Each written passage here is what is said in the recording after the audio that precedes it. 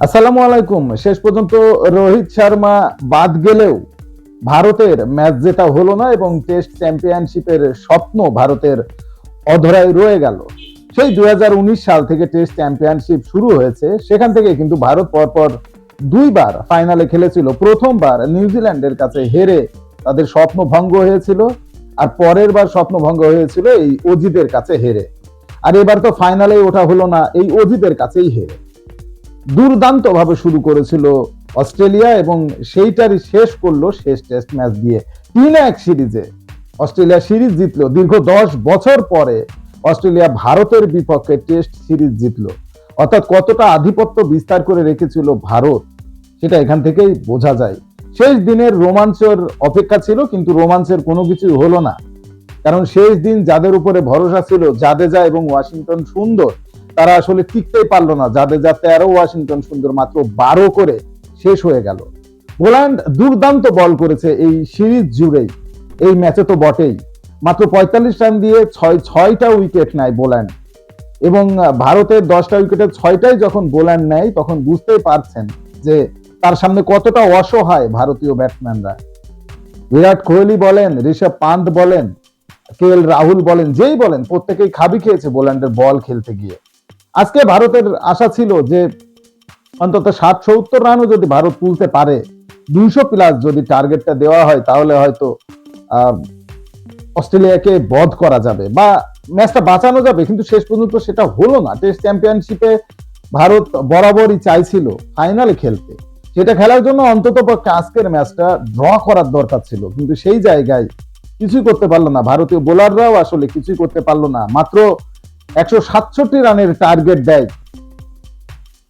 অস্ট্রেলিয়াকে ভারত, যে রানটা আসলে তারা ওডিআই ফরম্যাটে খেলেই ম্যাচ জিতে গেছে। অর্থাৎ রান রেট 6 করে রেখেছে অস্ট্রেলিয়া, কারণ তারাও জানে কোনো রিস্কের ভিতরে যাবে না, দ্রুত রান তুলে ফেলতে হবে।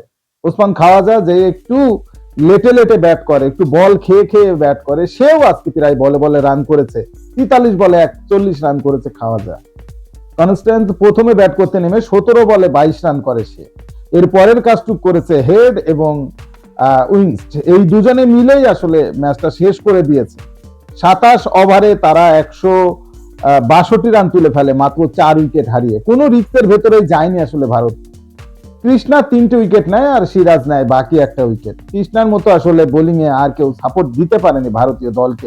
আসলে ভারতীয় দলের ভেতরে এখন মনে হচ্ছে সেই চাপা হাহাকার, মানে কোনো কনফিডেন্স লেভেল নেই একের ভেতরে, মানে প্লেয়ারদের ভেতরে কোনো টিম ওয়ার্ক নেই। মনে হচ্ছে ম্যাচ খেলতে যাওয়ার দরকার, তাই তারা মাঠে নেমে পড়ছে ম্যাচ খেলতে, এমনটাই একটা ব্যাপার। ভারতীয় এই দলটা যখন অস্ট্রেলিয়া সফরে শুরু করে তখনও কিন্তু এত খারাপ অবস্থা ছিল না।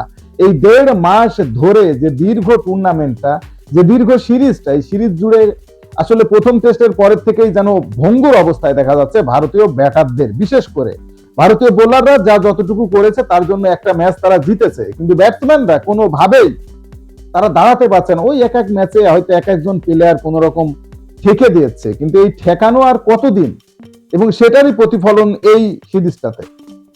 ভারতের অহমিকা, ভারতের দম্ভ একেবারে ভেঙে চুরে চুরমার করে দিল অস্ট্রেলিয়ানরা। এবং অস্ট্রেলিয়ার সামনে এতটা অসহায় ভারতকে কবে দেখা গেছে, সেটাও আসলে পরিসংখ্যান ঘাটতে হবে সেটা দেখার জন্য। বাংলাদেশ সফরের পর, মানে বাংলাদেশের সাথে ম্যাচ জেতার পর, ওই যে নিউজিল্যান্ডের সাথে হোয়াইট ওয়াশ হলো দেশের মাটিতে, সেখান থেকে যে শনিটা লেগেছে, সেই শনি যেন ভারতের পিছু ছাড়ছে না। অস্ট্রেলিয়াতে এসেও একই অবস্থা। 2025 সালটাও খুব খারাপ দিয়ে শুরু করলো টিম ইন্ডিয়া।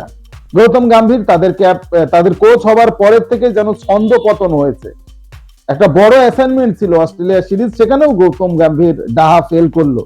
রোহিতকে বাদ দিয়ে দিল, রানে নেই, এই কারণে মেন্টাল প্রেসার দিয়ে তাকে বাদ দিয়ে দিল। এবং এখনো পর্যন্ত সে বলে যাচ্ছে যে অন্যান্য প্লেয়ারও যেমন, রোহিত কোহলিরাও তার চোখে তেমন। আসলে কোচের সাথেই যেন বনিবনাটা ভালো মতো জুটছেই হচ্ছে না ভারতীয় ব্যাটসম্যানদের, ভারতীয় সিনিয়র প্লেয়ারদের। জানি না এভাবে কতদিন চলবে। যদি এভাবে চলতে থাকে ভারতের পক্ষে ভালো কিছু করা আসলেই সম্ভব নয়। স্পোর্টসের সর্বশেষ আপডেট জানতে স্পোর্টস চ্যানেলটি এক্ষুনি সাবস্ক্রাইব করে বেল আইকন বাজিয়ে দিন। ধন্যবাদ।